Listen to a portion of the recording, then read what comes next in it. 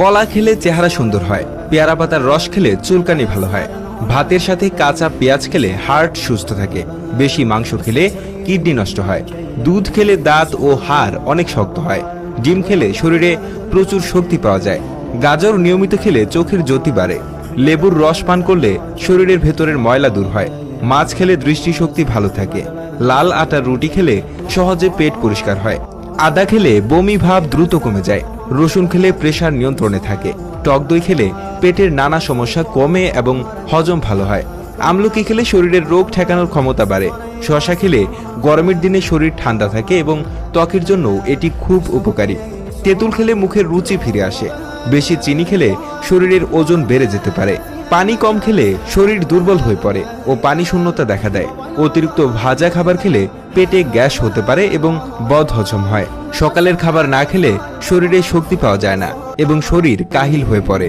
বেশি চা বা কফি খেলে রাতে ঘুম কম হয় এবং অস্থিরতা বোধ হয়, খেজুর খেলে শরীরে তাড়াতাড়ি শক্তি আসে এবং ক্লান্তি দূর হয়, মধু খেলে গলার খুশখুশানি কমে এবং ঠান্ডা লাগলে আরাম পাওয়া যায়, বাদাম খেলে স্মৃতিশক্তি ভালো থাকে এবং মস্তিষ্কের স্বাস্থ্য উন্নত হয়, পেঁপে হজম করতে সাহায্য করে এবং কোষ্ঠকাঠিন্য দূর করে, লাউ খেলে শরীর ঠান্ডা থাকে এবং মূত্র পরিষ্কার হয় যা কিডনির জন্য ভালো, করলা খেলে দেহে চিনির মাত্রা ঠিক থাকে, বিশেষ করে ডায়াবেটিস রোগীদের জন্য উপযোগী, ডালিমের রস খেলে ত্বক উজ্জ্বল হয়, তরমুজ খেলে শরীরে পানির অভাব পূরণ হয় এবং গরমকালে শরীর সতেজ থাকে, মিষ্টি কুমড়া চোখের জন্য খুবই উপকারী কারণ এতে ভিটামিন এ থাকে, সজনে ডাঁটা খেলে হাই প্রেশার কমে এবং শরীরে